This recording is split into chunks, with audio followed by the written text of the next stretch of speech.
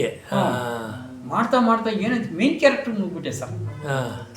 Main character ಕೊಕ್ಕೆ ಅನ್ನೋ ಕ್ಯಾರೆಕ್ಟ್ರಿಗೆ ನನ್ನ ನಾಟಕ ಬರೆದವರು ನನ್ನ ನೋಡಿನೇ ಬರೆದ್ರು. ಆ ರೀತಿ ಇವನು ಉದ್ದಿಗಿದ್ದಾನೆ ನೋಡೋಕ್ಕೆ. ಈ ಡೈಲಾಗ್ಸ್ ಏನಾದ್ರು ನೆನಪಿದೆಯಾ ಸರ್? ತುಂಬ ಚೆನ್ನಾಗಿದೆ ಸರ್, ಹೇಳಿ ಸರ್. ತುಂಬ ಚೆನ್ನಾಗಿದೆ. ಅದರಲ್ಲಿ ಏನಂದರೆ ಕೊಕ್ಕೆ ಅಂತ ನನ್ನ ಕ್ಯಾರೆಕ್ಟರ್ ಹೆಸರು. ಮೇನ್ ಕೊಕ್ಕೆ ಅಂತಾನೆ ನಿಮ್ಮ ಕೊಕ್ಕೆ ಅಂತಾನೆ ನನ್ನ ಬಾಡಿ ಲಾಂಗ್ವೇಜ್ ನೋಡಿ ಬರ್ದಿದ್ದು ಮನುಷ್ಯ. ಮೇನ್ ಕ್ಯಾರೆಕ್ಟರ್ ತಾಯಿ ಮಗನ ಕ್ಯಾರೆಕ್ಟರ್. ತಾಯಿ ಮಗನ ಕ್ಯಾರೆಕ್ಟ್ರು ಒಂದು ಹಳ್ಳಿನಲ್ಲಿ ಅಪ್ಪ ಸೊತ್ತಾಗ್ತಾರೆ. ಅಪ್ಪ ಸೊತ್ತಾಗಿದ ತಕ್ಷಣ ನಾನು ಸ್ವಲ್ಪ ಬೆಳವಣಿಗೆ ಜಾಸ್ತಿ ಆಗುತ್ತೆ. ಸೊ ಆಮೇಲೆ ಎಲ್ಲ ನೋಡ್ತಾ ಎಲ್ಲರೂ ರೋಡ್ನಲ್ಲಿ ಹೋದರೆ ಏನಾದ್ರು ಏ ಕೊಕ್ಕೆ ಬಂದ ನೋಡ್ಲಾ, ಈ ಥರ ವಾಯ್ಸ್ ಎಲ್ಲೋದ್ರೂ ನನ್ನ ಹೆಸರು ಮಾಡ್ತಿದ್ದೆ, ಯಾರೂ ಹೇಳಲ್ಲ. ಆಮೇಲೆ ಏನಾಗುತ್ತೆ, ಹಿಂಗೆ ರೋಡಲ್ಲಿ ಹುಡುಗರೆಲ್ಲ ಯಾರು ನೋಡಿದ್ರೆ ಕೊಕ್ಕೆ ಬಂದ ಒಂಥರ ತಿಕ್ಲಂತಲ್ಲ ನಂದು ಕ್ಯಾರೆಕ್ಟರ್. ಸೊ ಒಂದು ಚಡ್ಡಿ, ಪಟಾಪಟಿ ಚಡ್ಡಿ, ಒಂದು ಅಂಗಿ, ಒಳಂಗಿ ಇದನ್ನ ಹಾಕೊಂಡು ಬೆಳಿಗ್ಗೆ ವಿಭೂತಿ ಕಟ್ಟಿ ಇಟ್ಬಿಟ್ಟು ನಮ್ಮಮ್ಮ ಕಳಿಸ್ಬಿಟ್ರೆ ಸ್ವಲ್ಪ ದದ್ದಿ ನಾನು, ಅಂದರೆ ಪಾತ್ರದಲ್ಲಿ. ಸೊ ಆ ಥರ ಬರ್ತಿದ್ದೆ. ಬಂದಾದ್ಮೇಲೆ ರೋಡ್ನಲ್ಲಿ ಬರ್ತಿದ್ರೆ ಆಮೇಲೆ ನನಗೆ ಆ ಕೊಕ್ಕೆ ಅನ್ನೋದು ಕೇಳಿ ಬೇಜಾರಾಗ್ಬಿಟ್ಟಿದೆ. ಯಾಕೆ ಕೊಕ್ಕೆ ಅಂತಾರೆ ಅಂದ್ಬಿಟ್ಟು ಆಮೇಲೆ ನಮ್ಮಮ್ಮನ ಹತ್ರ ಗಲಾಟೆ ಮಾಡ್ತೀನಿ ಬಂದು. ಅದರಲ್ಲಿ ಪಾರ್ವತಮ್ಮ ಅಂತ ಹೇಳಿ ಒಂದು ಡ್ರಾಮಾ ಆರ್ಟಿಸ್ಟ್ ನನ್ನ ತಾಯಿ ಕ್ಯಾರೆಕ್ಟರ್ ಮಾಡೋದು ತುಂಬ ಚೆನ್ನಾಗಿ. ಆಮೇಲೆ ಸೇಮ್ ತಾಯಿ ಮಕ್ಕಳು ಕನ್ವಿನೇಷನ್ ಇದಿರುತ್ತೆ, ಹೆಂಗಿರುತ್ತೆ ಅದೇ ಥರ ಕೆಮಿಸ್ಟ್ರಿ ಹೆಂಗಿರುತ್ತೋ ಅದೇ ಥರ ಮಾಡಿದ್ವಿ. ಸೊ ಆಮೇಲೆ ಕೇಳಿದ್ರೆ ಆಮೇಲೆ ಹುಡುಗರೆಲ್ಲ ಬಂದ್ಬಿಡ್ತಾರೆ ರೋಡಲ್ಲಿ. ಆಮೇಲೆ ಗೂರ್ಗೌಡ ಬರ್ತಾನೆ ಮನೆ ಹತ್ರ, ಎಲ್ಲ ಕೊಕ್ಕೆ ಕರಿಯವ ನಿನ್ನ ಮಗನ ಏನು ಊರೆಲ್ಲ ಅಡ್ಡಾಡ್ಕೊಂಡ್ ಬರ್ತಾನ ಅವನು, ನಮ್ಮ ಹುಡುಗಿ ಗಿಲ್ಬಿಟ್ಟು ಬಂದವ. ನಾನು ಈಚೆ ಕಡೆ ಬರ್ತೀನಿ, ಈಚೆ ಕಡೆ ಬಂದ್ಬಿಟ್ಟು ಮಗಳ ಏನು ತಲೆ ಕೆರ್ಕೊಂಡು ನಿಂತ್ಕೊಂಡಿಯಾ, ನನ್ನ ಮಗಳಿಗೆ ಬಂದು ಗಿಲ್ಬಿಟ್ಟು ಬಂದಿದ್ಯಾ ನೀನು ಅಂತ ಗೌಡ್ರು ಅಂತ. ಅದಕ್ಕೆ ಗೌಡ್ರು ಬೈದ್ಬಿಟ್ಟು ಹೊರಟಾಗ್ತಾರೆ. ನಮ್ಮಮ್ಮ ಏನು ಮಾಡ್ತಾಳೆ ನಿಂತ್ಕೊಂಡು, ನನ್ನ ಮಗನ ಉಳಿತಾನೆ ನೋಡು, ಆಗಲೇ ಬಂದ್ಬಿಟ್ಟದೆ ಪ್ರೀತಿ ಮಾಡೋದು, ಪ್ರೀತಿಯ ಹಂಗಂದ ತಕ್ಷಣ ಏಯ್ ಮುದ್ದೇವಿದೆ ಬಾ ಒಳಿಕೆ ಅಂತ ಕೆನೆಗೆ ತಿವಿತಾರೆ. ಕರ್ಬಿಟ್ಟು ಕರ್ಕೊಂಡು ಹೋಗ್ತಾರೆ. ನೀನೆಲ್ಲ ತಿವಿ ಬೇಡ, ನೋಡಿದ್ರೆ ಎಲ್ಲರೂ ಕೊಕ್ಕೆ ಅಂತ, ಎಲ್ಲ ರೋಡ್ಗೆ ಹೋದ್ರೆ ಕೊಕ್ಕೆ ಅಂತಾರೆ, ಇಲ್ಲಿ ನೋಡಿದ್ರೆ ಕೊಕ್ಕೆ ಅಂತಾರೆ, ಅಲ್ಲಿ ನೋಡಿದ್ರೆ ಕೊಕ್ಕೆ ಅಂತಾರೆ.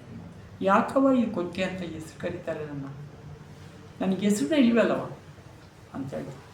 ಆಮೇಲೆ ಹೆಂಗೆ ಹೇಳಿದ್ರೆ, ಮುದವಿದೆ ಅವಕ್ಕೇನು ಗೊತ್ತಲ್ಲ, ನೀನು ರಾಜ್ಕುಮಾರ ಕಂಡ ಅವು ಕೊಕ್ಕೆ ಅಂತವೆ, ಅವಕ್ಕೆ ಬಾಯಿ ದೇವಕ್ಕೆ ತೀರ್ಸ್ಕೊಳ್ತವೆ ಅಂತವೆ, ಅದಕ್ಕೆ ಯಾಕೆ ನೀನು ಕೋಪ ಮಾಡ್ಕೊಂಡಿಯ ನೀನು? ಇಲ್ಲ ಕಣವ, ಬೇಜಾರಾಗ್ತದೆ ಕಣವ, ನೋಡಿ ರೋಡ್ನಲ್ಲಿ ಹೋದರೆ ಕೊಕ್ಕೆ ಅಂತಾರೆ ಕಣವ, ನಾನು ಹುಟ್ಟಿರೋದು ತಪ್ಪೆ, ಯಾಕೆ ಕೆಚ್ಚಿದೆ ನನ್ನ ನೋಡು. ಅಲ್ಲಿ ನೋಡಿದರೆ ಗೌಡ್ರು ಬರ್ತಾರೆ, ಕೊಕ್ಕೆ ಬರಲಾ ಅಂತಾರೆ. ಸೊ ಈ ಥರ ಒಂದು ಪಾತ್ರ ಸರ್. ಸೂಪರ್ ಆಗಿದೆ. ಮತ್ತೆ ಯಾವ ಡ್ರಾಮಾ ಎಷ್ಟು ಡ್ರಾಮಾ ಮಾಡಿದ್ರಿ ಸರ್?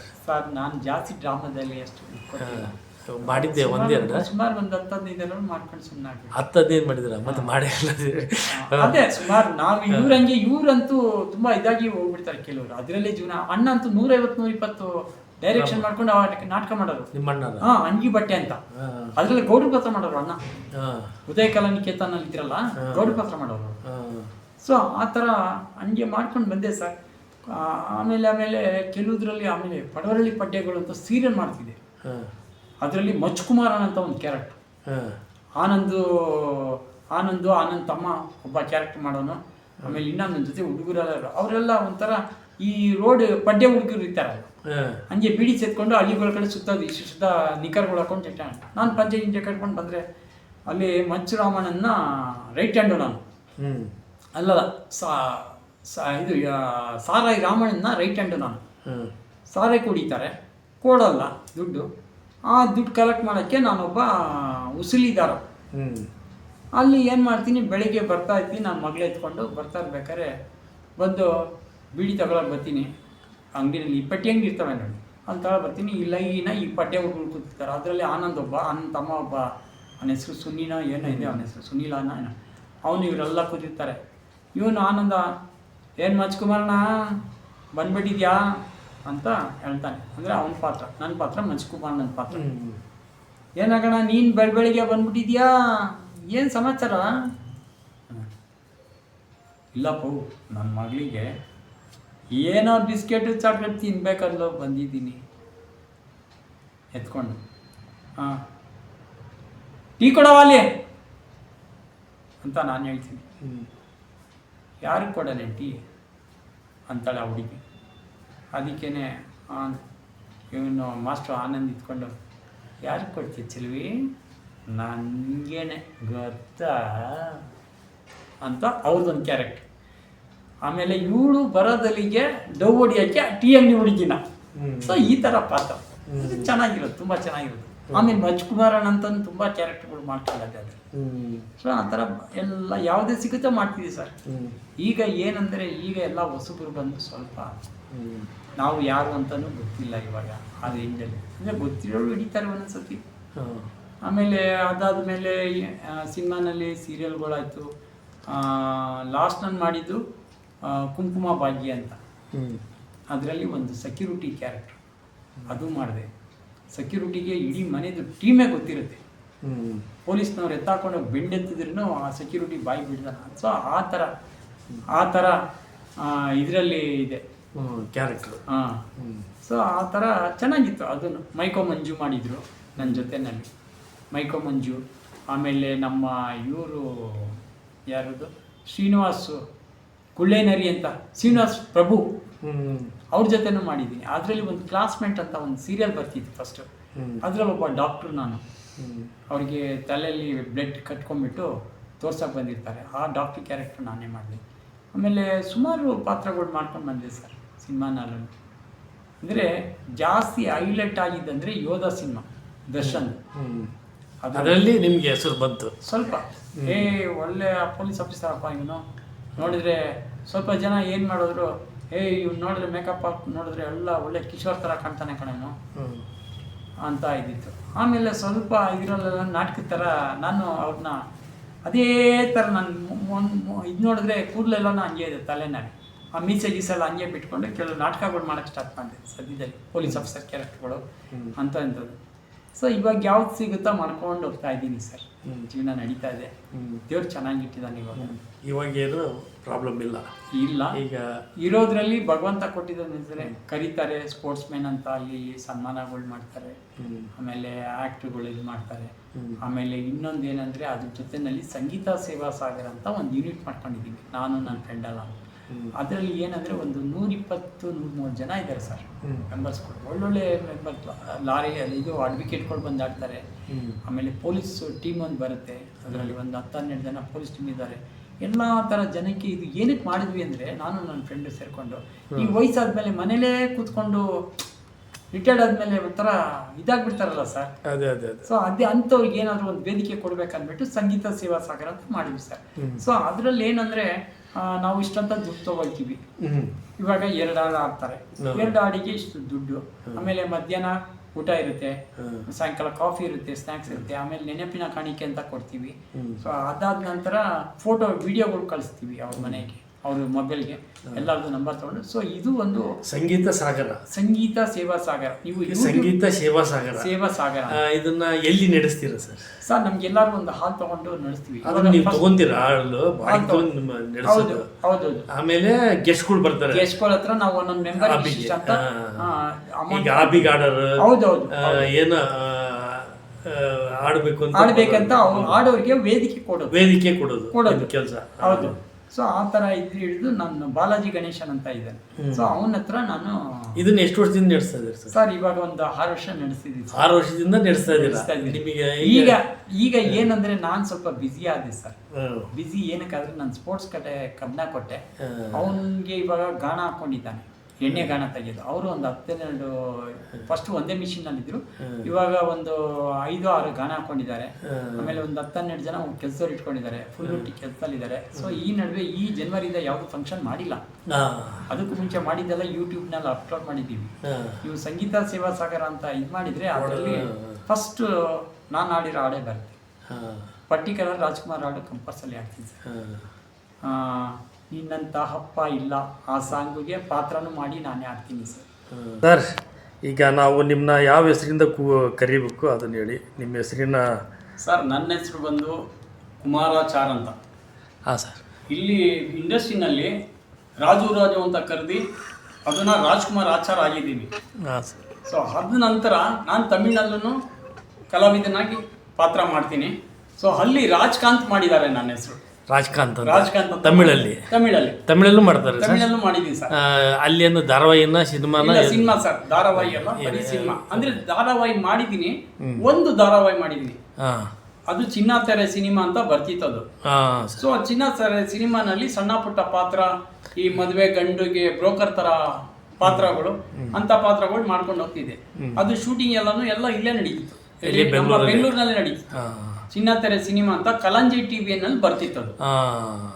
ಸೊ ಅದು ಅದ್ರಲ್ಲಿ ಪಾತ್ರ ಮಾಡ್ತಿದ್ದೆ. ಆಮೇಲೆ ಸಿನಿಮಾನಲ್ಲಿ ತಮಿಳ್ನಲ್ಲಿ ಇದು ಏನದು ಫಸ್ಟ್ ನಾನು ಮೂಂದಲ್ ಅಂತ ಒಂದು ಸಿನಿಮಾ ಮಾಡಿದೆ.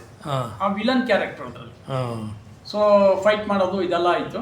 ಸೊ ಆ ಥರ ಒಂದು ಪಾತ್ರ. ಸೊ ಅದಾದ ನಂತರ ಸಾರ್ಥಿಕನ್ ಅಂತ ಒಂದು ಸಿನಿಮಾ ಮಾಡಿದೆ ಸರ್. ಅದರಲ್ಲಿ ಒಂಥರ ಸ್ಟ್ರಿಕ್ಟ್ ಪೊಲೀಸ್ ಆಫೀಸರ್. ತಮಿಳಲ್ಲಿ ಒಟ್ಟು ಎಷ್ಟು ಮಾಡಿದ್ರು ಸರ್? ತಮಿಳಿನಲ್ಲಿ 7 ಸಿನಿಮಾ ಆಗಿದೆ ಸರ್. 7 ಸಿನಿಮಾ.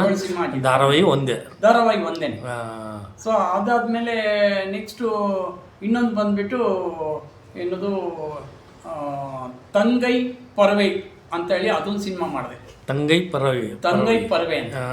ಸೊ ಅದು ಮಾಡಿದಾದ್ಮೇಲೆ ಅದು ಏನಂದ್ರೆ ಸಣ್ಣ ಪಾತ್ರ, ಸುಮ್ಮನೆ ಬರೋದು, ಒಂದು ಅಡ್ವೊಕೇಟ್ ಥರ ಏನಿದೆಯೋ ಮಾತಾಡೋದು. ಸೊ ಆ ಥರ ಒಂದು ಸಣ್ಣ ಪುಟ್ಟ ಪಾತ್ರಗಳು ಮಾಡಿದೆ. ಅದಾದ್ಮೇಲೆ ನೆಕ್ಸ್ಟು ಒಂದು ಸೆಕೆಂಡ್ ಹೀರೋ ಮಾಡಿದ್ದು ವೆಂಕಟ್ ಪುದಿಯವನ್ ಅಂತ. ಅದು ನಮ್ಮ ಸ್ನೇಹಿತನೇ, ಪ್ರೊಡ್ಯೂಸರು ಪ್ಲಸ್ ಹೀರೋ ಅವನೇ. ಸೊ ಅದರಲ್ಲಿ ಒಂದು ಪೊಲೀಸ್ ಸಬ್ಜೆಕ್ಟ್ ತೊಗೊಂಡು ಮಾಡಿದ್ವಿ.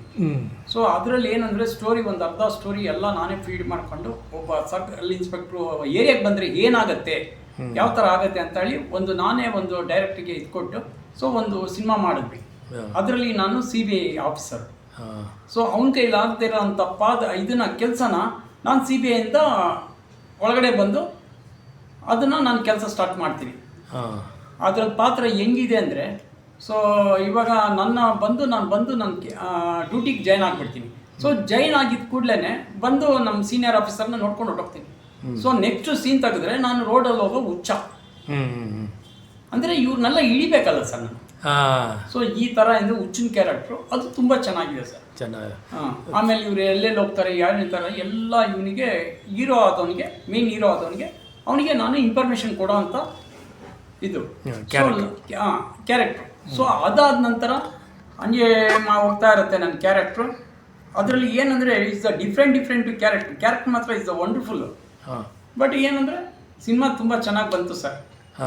ಅದು 1 ತಿಂಗಳು 3 ದಿವಸ ಓಡ್ತು ಚೆನ್ನೈನಲ್ಲಿ. ಹೌದಾ?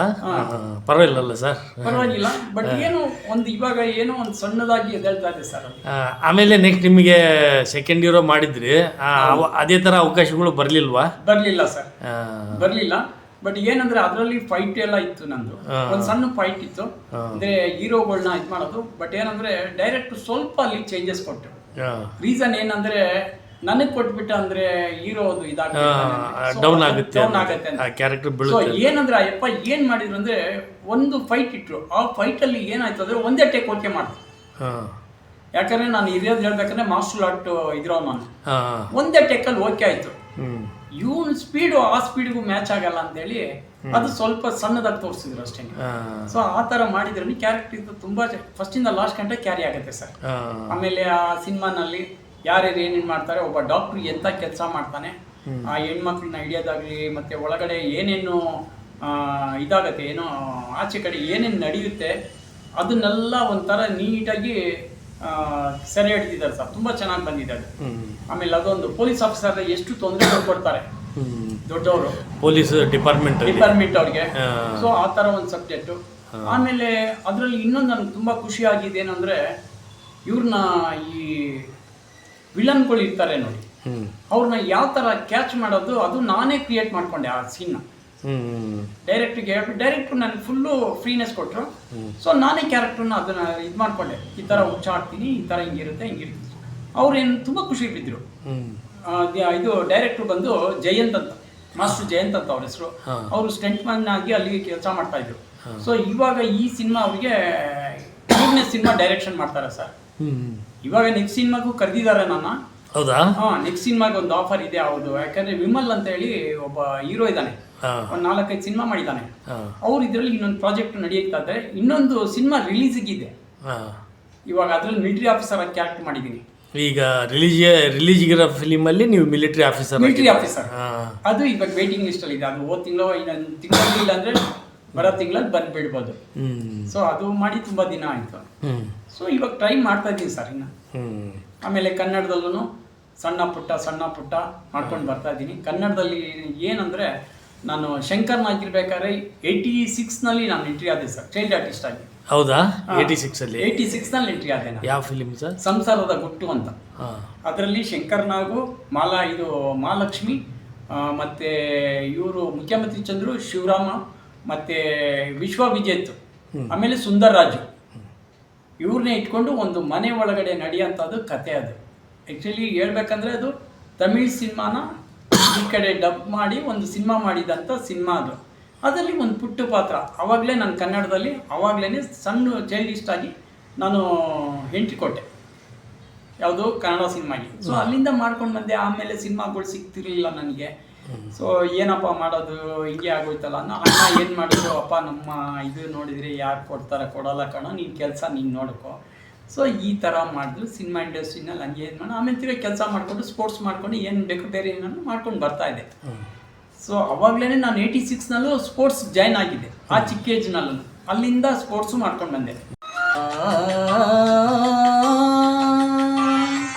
ಸುಖವನ್ನೇ ನೀಡು ಎಂದು ಕೇಳೆನು ನಾನು ರಾಘವೇಂದ್ರ,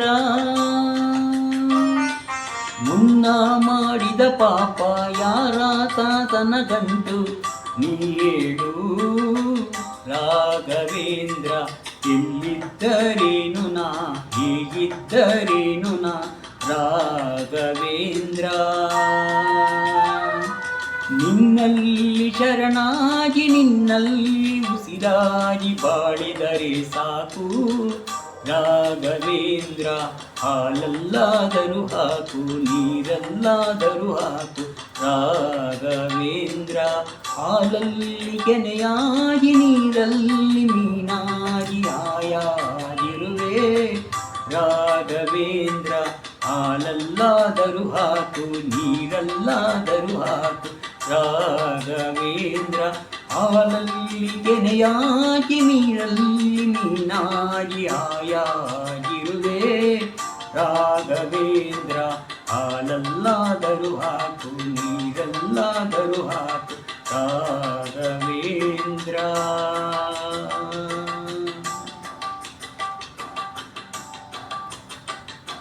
ಅಂತ ಒಂದು ಕೇಳಿದಾಗ ನಾನು ಇಂಥ ಅಡಿಗೆ ಮಾಡ್ತೀನಿ ಅಂತ ಹೇಳ್ತೀನಿ. ಸರಿ. ಸೊ ಅದರಲ್ಲಿ ಏನಂದ್ರೆ ಹಳ್ಳಿಯಿಂದ ఢిల్లీ ತನಕ ಅಡಿಗೆ.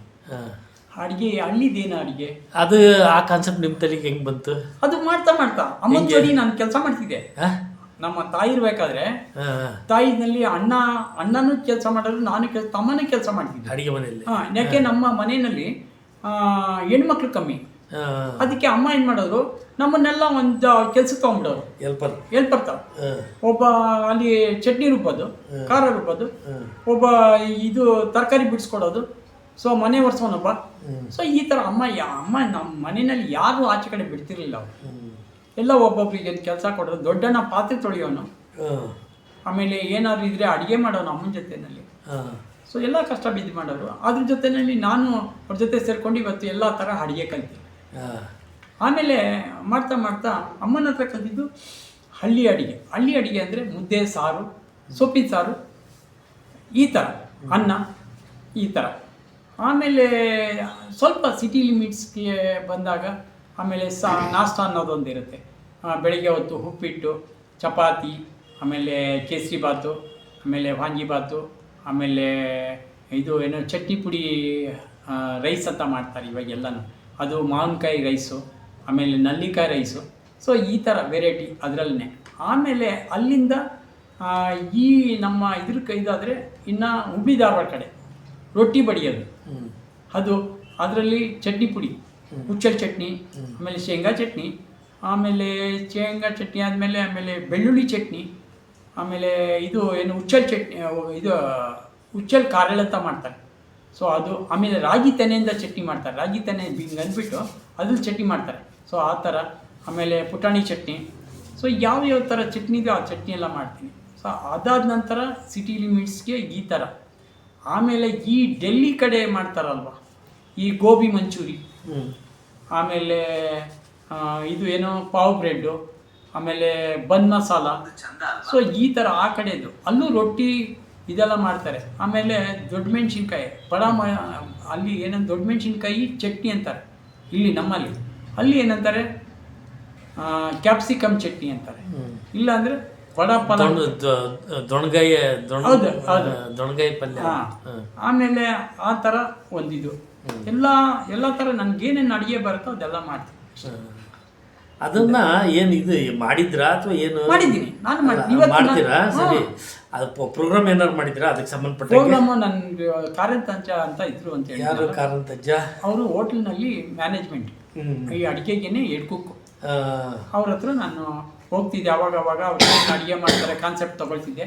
ಅದನ್ನು ನಾನು ಮನೇಲಿ ಟ್ರೈ ಮಾಡ್ತಿದ್ದೆ, ಮನೇಲಿ ಮಾಡೋದು. ಇವತ್ತೇನೇ ಅಡುಗೆ ಮಾಡಿ ಊಟ ಮಾಡ್ತೀನಿ ಅಂದರೆ ಅದು ನನ್ನ ಸ್ವಂತ ಕೈ ಆಡೋದು, ಯಾರಿಗೂ ಇದು ಮಾಡೋದು. ಇವಾಗ ಅರ್ಧ ಗಂಟೆ ಆಮೇಲೆ ತಿರ್ಗಾ ಒಂದು ನಮ್ಮ ಇದರಲ್ಲಿ ಸಂಗೀತ ಸೇವಾ ಸಾಗರನ ಏನು ಮಾಡಿದ್ವಿ, 15 ನಿಮಿಷದಲ್ಲಿ ಒಂದು ನಾಷ್ಟ ಮಾಡಿ ಎಲ್ಲ ಸೆಟಪ್ ಮಾಡಬೇಕು. ಒಂದು ನಾಷ್ಟ ಮಾಡಿ 15 ನಿಮಿಷದಲ್ಲಿ ಕೊಡಬೇಕು. ಇದು ಕಾನ್ಸೆಪ್ಟ್.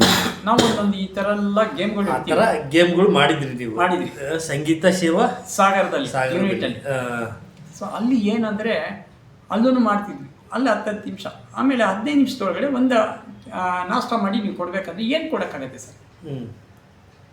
ಎಲ್ಲರೂ ಏನು ಅದು ಮಾಡ್ತೀವಿ ಇದು ಮಾಡ್ತೀವಿ. ನಂದೇನಿಲ್ಲ, ಕಾನ್ಸೆಪ್ಟ್ ಇಷ್ಟೇ.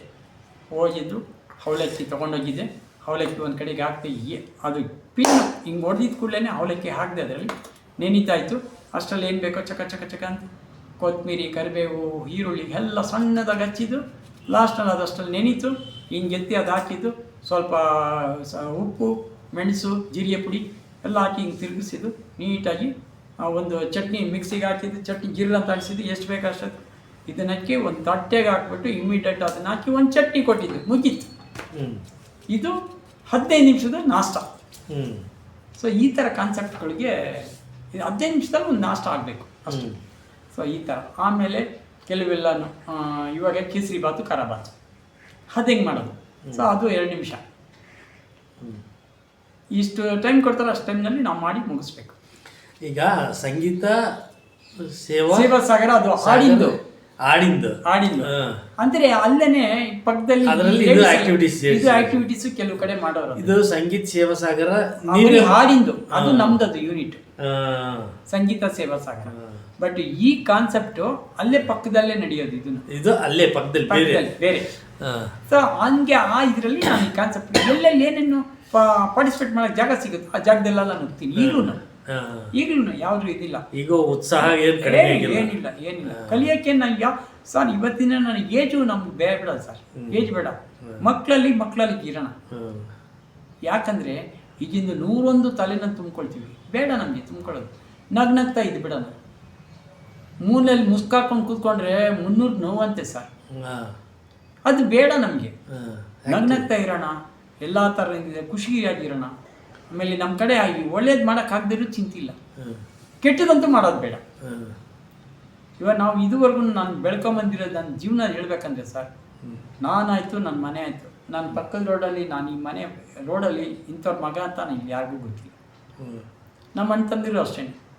ನಮ್ಮ ಮನೆ ಒಳಗಡೆ ಏನಿದೆಯೋ ಅಷ್ಟು ಆ್ಯಕ್ಟಿವಿಟೀಸ್, ಆಚೆ ಕಡೆ ಏನಿದೆಯೋ ನಮ್ಮದು. ಯಾಕಂದರೆ ಬರೀ ಎಲ್ಲದರಲ್ಲೂ ಜಾಯ್ನ್ ಆಗಿರ್ತೀವಿ. ಇಂಥ ಸ್ಪೋರ್ಟ್ಸ್ ಆಗಲಿ, ಒಂದು ಸಿಂಗಿಂಗ್ ಕಾಂಪಿಟೇಷನ್ ಆಗಲಿ, ಇದೇ ನಮ್ಮ ಲೋಕ ಆಗಿರುತ್ತೆ. ನಮ್ದು ಎಷ್ಟು ಮುಗಿಸ್ಕೊಳ್ತೀವಿ ಆ ಥರ ಜೀವನ ಸರ್. ಮತ್ತು ಈಗ ನಿಮ್ಮ ಇಷ್ಟು ವರ್ಷದ ಅನುಭವ, ನೆಕ್ಸ್ಟ್ ನಿಮ್ಮ ಜೀವನ ನೆಕ್ಸ್ಟ್ ಏನು ಮಾಡಬೇಕು ಅಂತ ಗುರಿ ಸರ್ ಇಟ್ಕೊಂಡು? ನನ್ನ ಗುರಿ ಏನು ಇವತ್ತಿನ ದಿನ ನಾನು ಏನೇನು ಬಿಟ್ಟಿದ್ದೀನ ಆ ದಿನ ಸಾಧನೆ ಮಾಡಬೇಕಂತ ಇದ್ದೀನಿ.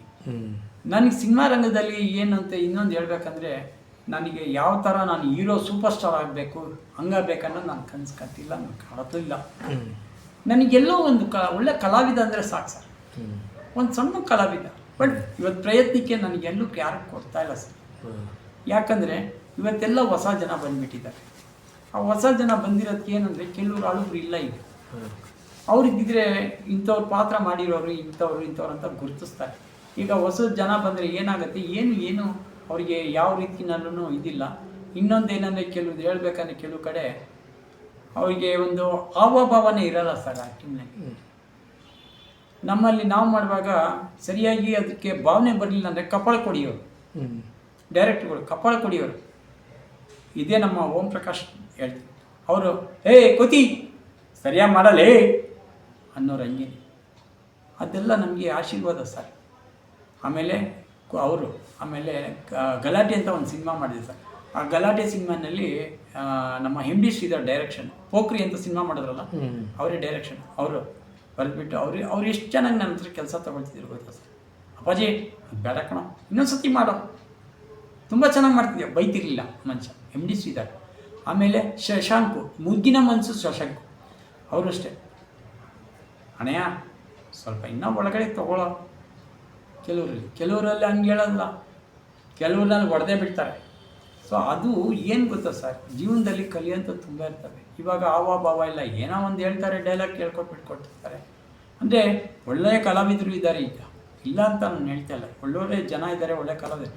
ಬಟ್ ಅದಕ್ಕೆ ಒತ್ತು ಕೊಡೋವಂಥ ಜನ ಇಲ್ಲ ಸರ್ ಇವಾಗ. ನೋಡಿ ನಮ್ಮ ಸಿನಿಮಾ ಇದೇ ರಂಗನೇ ಹೆಂಗಾಗಿದೆ ಇವಾಗ. ಅದಕ್ಕೆ ನಿಮ್ಮದು ವ್ಯಾಖ್ಯಾನ ಏನು ಸರ್?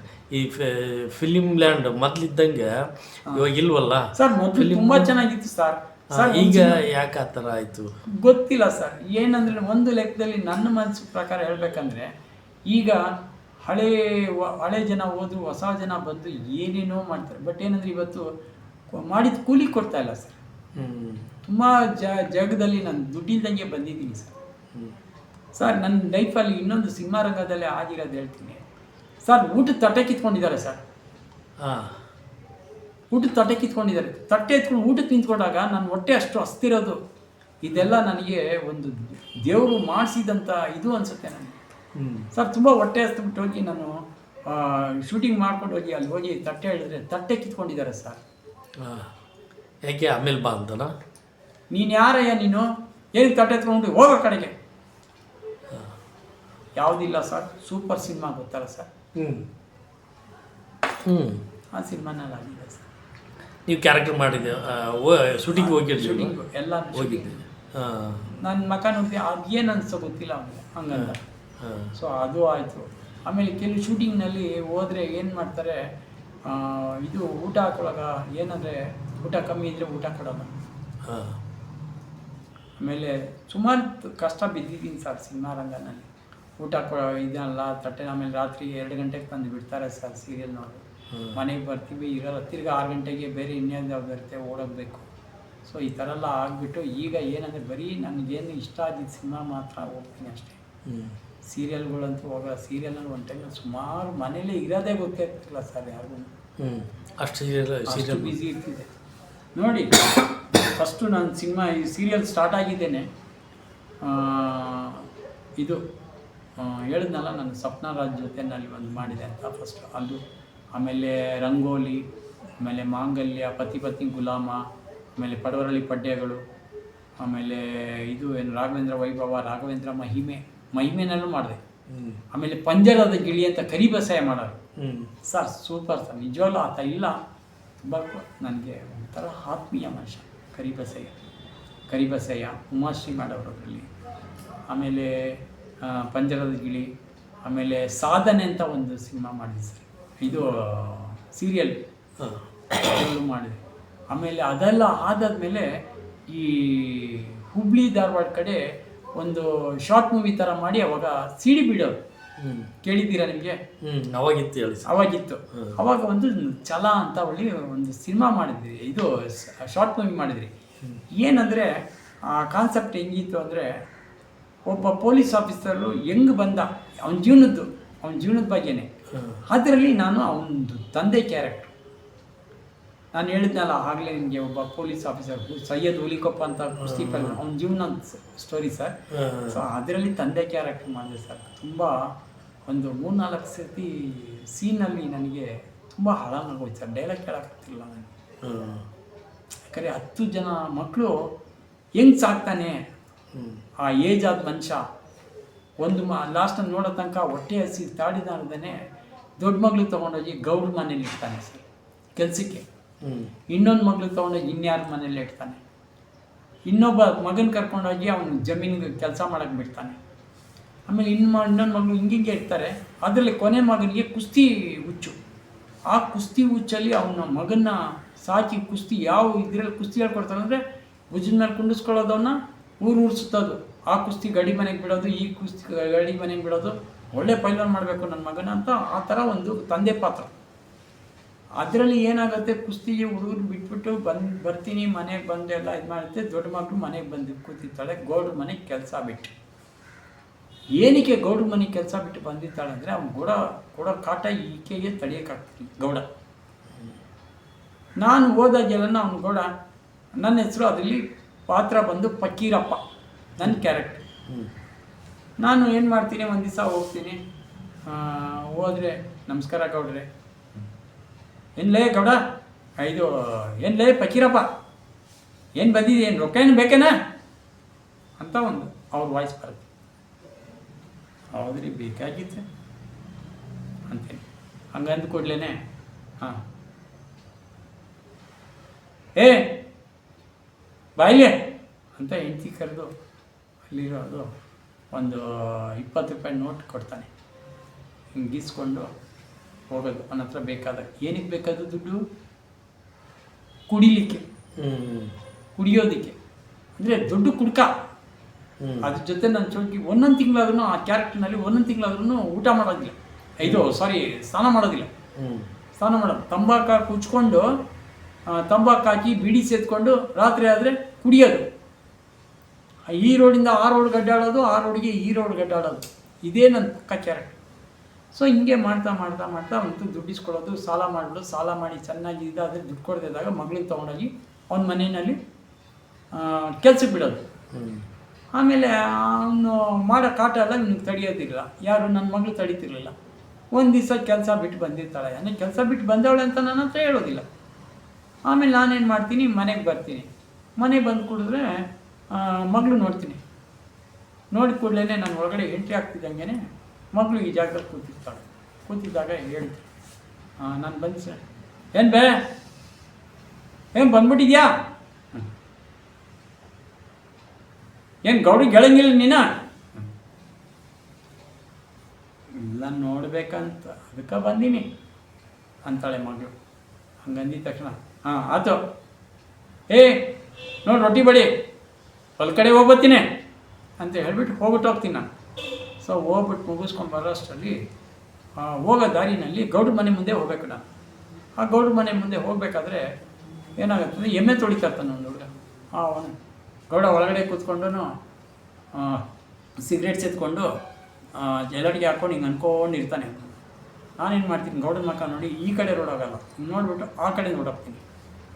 ಹಂಗೂ ಎಮ್ಮೆ ತಳೆ ಹುಡುಗನ ಕಡೆ ಹೇಳ್ಬಿಟ್ಟು, ಆ ಫಕೀರಪ್ಪ ಹೋಗ್ತಾನೆ ನೋಡು, ಅವ್ನು ಕರಿಯಲೇ ಅಂತ. ಈ ಹುಡುಗ ಆತು ಗೌಡ್ರೆ ಅಂದು, ಫಕೀರಪ್ಪ ಗೌಡ್ರು ಕರಿಯಕತ್ತಾರೆ ಅಂತ. ಆಮೇಲೆ ಆತು ಬರ್ತೀನಿ ಅಂತೇಳು. ಆಮೇಲೆ ಹೋಗ್ತೀನಿ. ಹೋದರೆ ನಮಸ್ಕಾರ ಗೌಡ್ರೆ ಅಂತೀನಿ. ಅಂದ ಕೂಡಲೇ ಏನು ಫಕೀರ, ಏನು ಈ ರೋಡಾಗ ಅಡ್ಡಾಡೋದು ಬಿಟ್ಟು ಆ ರೋಡ್ ನನ್ನ ಮೊರೆ ನೋಡ ಆ ಕಡೆಗೆ ಹೋಗೈತಂತೆ ನನ್ನನ್ನು ಅಂತ. ಇಲ್ಲ ಗೌಡ್ರೆ,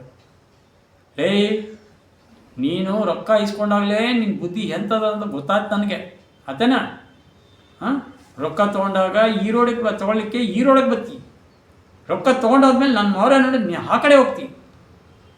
ಅಲ್ಲೇ ಹಲ್ಕಟ್ ಸುಳೋ ಮಗನ ರೊಕ್ಕದ ಮಾತ್ರ ನನ್ನ ಮನೆ ದಾರಿ ಗೊತ್ತದ ನೀಗೆ ಅಂತಾರೆ.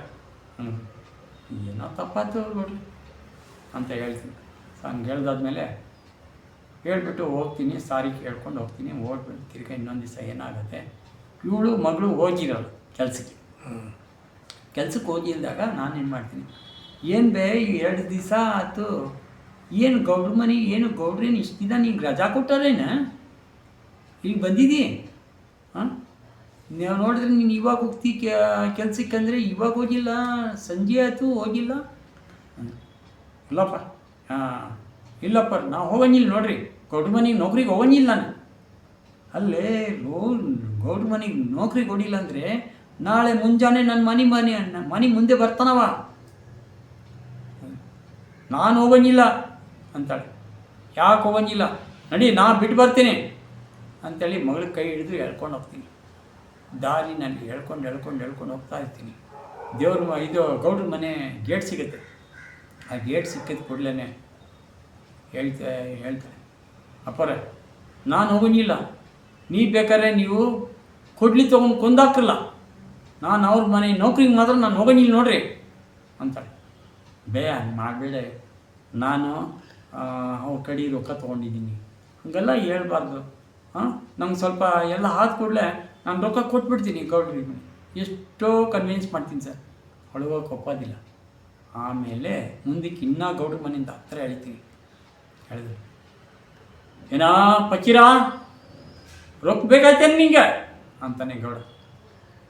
ಇಲ್ಲ ಗೌಡ್ರೆ, ಮಗಳಿಗೆ ಕರ್ಕೊಂಡೋಗ್ಬಿಟ್ಟು ಬಂದೆ ಅಂತ ಹಿಂಗೆ ತಿರುಗ್ತೀನಿ. ತಿರುಗಿದ ಕೂಡಲೇ ಮಗಳು ಮಖ ನೋಡಿದೆ. ಮಗಳು ಹೇಳ್ತಾರೆ, ನೀವೇನಾದ್ರು ಮಾಡ್ರಿ ಅಪ್ಪ, ನಾವು ಹೋಗಂಗಿಲ್ಲ ಗೌಡ್ರ ಮನೆ ಸವಾಸ ಬೇಡ ನನಗೆ. ಅಲ್ಲೇ ಅಂತ ನಮ್ಮ ಗೌಡ ಎಂಥ ಕೆಲಸ ಮಾಡೋವ್ರೆ ಅಂತ ಕೇಳ್ತೀನಿ. ಕೇಳಿದ ಕೂಡಲೇ, ಅಪ್ಪರೇ ನಾನು ಹೇಳಂಗಿಲ್ಲ, ಅದು ಹೇಳ್ಬಾರ್ದು, ನನಗೆ ಹೇಳಕ್ಕೆ ನಾಚಿಕೆ ಆಗ್ತದೆ ನಿಮ್ಮ ಹತ್ರ. ಅಲ್ಲೇ ನಿನಗೆ ಹೇಳಿದ ತಾನೇ ಮುಂದೆ ನಿಂತು ಮಾತಾಡೋಕ್ಕಾಗ್ತದೆ. ಗೌಡ ಹತ್ರ ಏನಾದರೂ ತಪ್ಪೋ ಏನೋ ಕೇಳ್ತೀನಿ ನಾನು, ಅದು ಹೇಳಂಗೆ ಆಗೋದಿಲ್ಲ ಅಂತ. ಆಮೇಲೆ ಇವಾಗ ಹೇಳ್ತೀಯಲ್ಲ ನೋಡೋದು, ಒಂದು ಬಿಡ್ತೀನಿ ಕಪಾಳಕ್ಕೆ ಮಗಳಿಗೆ. ಒಂದು ಬಿಟ್ಟು ಕೂಡಲೇ ಹೇಳ್ತಾಳವ, ನೀನೇನೋ ರೊಕ್ಕ ತೊಗೊಂಡು ಬಿಟ್ಟೋಗ್ತೀಯಪ್ಪ ಅಪ್ಪವ್ರೆ, ನೀವು ತೊಗೊಂಡು ಬಿಟ್ಟೋಗ್ತೀರಾ, ಗೌಡ್ರು ರಾತ್ರಿ ನನ್ನ ಮಲಗಕ್ಕೆ ಬರ್ತಾರೆ ಗೊತ್ತೇನೆ. ನಾನು ಸಣ್ಣ ಹಾಕಿ ಅಂತ ನೋಡೋಂಗಿಲ್ಲ, ಏನಿಲ್ಲ, ಈ ಥರ ಮಾಡೋಕ್ಕೆ ಬರ್ತಾರೆ. ಆಗ ಏನು ಮಾಡ್ತೀನಿ, ನೋಡ್ತೀನಿ, ಹಿಂಗೆ ನೋಡ್ತೀನಿ. ನೋಡಿದ ತಕ್ಷಣ ಇನ್ನು ಗೌಡ ಆಗ್ಲೇ ಕಚ್ಚಿ ಹೇಳ್ಕೊಂಡು ಸೀದಾ ಹಿಂದೆ ಮನೆಯಿಂದ ಓಡ್ಲಿಕ್ಕೆ ಹೋಗ್ತಾನೆ. ಒಳಗಡೆ ಹೋಗ್ತಿದ್ದಂಗೆ, ನಡಿ ಮನೆಗೆ ನಡಿ ಅಂತ ಮನೆಗೆ ಕಳಿಸ್ತೀನಿ ಮಗಳನ್ನ. ಹಿಂಗೆ ಮುಂದೆ ಮೂವ್ ಆಗೋಷ್ಟರಲ್ಲಿ ಗೌಡ ಓಡ್ತಾ ಇರ್ತಾನೆ. ಏನ್ಲೇ ಹಲ್ಕಲ್ ಸೂಳ ಮಗನ, ನಿನಗೆ ನನ್ನ ಮಗಳು ಬೇಕಾಯ್ತೇನೋ ಮಜಾ ಮಾಡೋಕ್ಕೆ ಅಂತ ಹೇಳಿ 2 ಸತಿ ಹಿಂಗೆ ಬೀಸ್ತೀನಿ ಸರ್. ಗೌಡನ ಕತೆ ಮುಗೀತದೆ. ಅವಾಗಿಂದ ಮಕ್ಳ ಕಡೆ ಎಚ್ಚರ ತಗೊಳ್ತೀನಿ. ಅಷ್ಟರಲ್ಲಿ ಎಚ್ಚರ ತೊಗೊಂಡು ಎಲ್ಲ ಜೀವನ ಎಲ್ಲ ಇನ್ನೊಂದು ಮಗಳನ್ನ ಕರ್ಕೊಂಡು ಮನೆಗೆ ಹಾಕೋತೀನಿ. ಇನ್ನೊಂದು ನನ್ನ ಮಕ್ಳನ್ನ ಯಾರನ್ನೂ ನಾನು ಕೆಲ್ಸಕ್ಕೆ ಬಿಡೋದು ತಿರ್ಗಾ ವಾಪಸ್ ತೊಗೊಂಡು ಒಂದೊತ್ತು ಗಂಜಿ. ಆವಾಗ ನನ್ನ ಸಂಸಾರ ಏನು ಅಂತ ನನ್ನ ಲೈಫಿಗೆ ಗೊತ್ತಾಗುತ್ತೆ. ಆ ಜೀವನದಲ್ಲಿ ಎಲ್ಲ ಮಕ್ಳಿಗೆ ಕರ್ಕೊಳ್ತೀನಿ. ಅಷ್ಟರಲ್ಲಿ ಮಕ್ಕಳೆಲ್ಲ ರೆಡಿ ಆಗೋಷ್ಟರಲ್ಲಿ ನನಗೆ ಏಜಾಗಿ ನಾನು ಸುತ್ತೋಗ್ತೀನಿ. ಅಷ್ಟರಲ್ಲಿ ಇವನು ಪೊಲೀಸ್ ಆಫೀಸರ್ ಆಗಿರ್ತಾನೆ. ಗಡಿ ಮನೆಯಲ್ಲಿ ಬಿಟ್ಟಿರ್ತೀನಿ ನನ್ನ ಮಗನ. ಅವನದು ಗಲಾಟೆ ಇರ್ತದೆ. ಅವನ ಮೇಲೆ ಗಡಿ ಮನೆಯಲ್ಲಿ ಕದ್ದುಬಿಟ್ಟ ಇವ್ರ ಮನೇಲಿ ಅಂತ ಹೇಳಿ ಮಾಸ್ಟರ್ ಮನೇಲಿ ಅಂತ ಹೇಳ್ಬಿಟ್ಟು ಅವನು ಹೊಡೆದು ಹಾಕಿರ್ತಾರೆ. ಸೊ ಆ ಥರ ಒಂದು ಪಾತ್ರ ಸರ್, ತುಂಬ ಅಂದರೆ ಒಳ್ಳೆ ಪಾತ್ರ, ಮೇನ್ ಕ್ಯಾರೆಕ್ಟರ್ ಸರ್. ನಾನು ಕೇಳಿದೆ, ಅಲ್ಲೇ ನಿಮ್ಮಪ್ಪ ಹಿಂಗೆಲ್ಲ ಮಾಡೋ ನೀನು ಅಂದೆ. ಯಾರಿಗೆ? ನಮ್ಮ ಸೈಯದ್ ಹುಲಿಕೊಪ್ಪಗೆ. ಹೌದ್ಲೇ, ನಮ್ಮಪ್ಪನ ಜೀವನದಾಗ ನಡೆದಿರೋದು ಇದು, ಅದಕ್ಕೆ ನಾನು ಯಾರನ್ನೂ ನಾನು ಒಪ್ಪಲಿಲ್ಲ. ಆ ಕ್ಯಾರೆಕ್ಟರ್ ನೀನೇ ಮಾಡ್ಬೇಕಂತ ಅನಿಸ್ತು ನನಗೆ. ಯಾಕಂದ್ರೆ ನಮ್ಮಪ್ಪ ಇದ್ದಿದ್ದು ನಿನ್ನಂಗೆ ಅಂದರೆ ನೀನು ಮೀಸೆ ಬಿಟ್ಟಿದ್ಯಾ, ನಮ್ಮಪ್ಪ ಮೀಸೆ ಬಿಟ್ಟಿಲ್ಲ.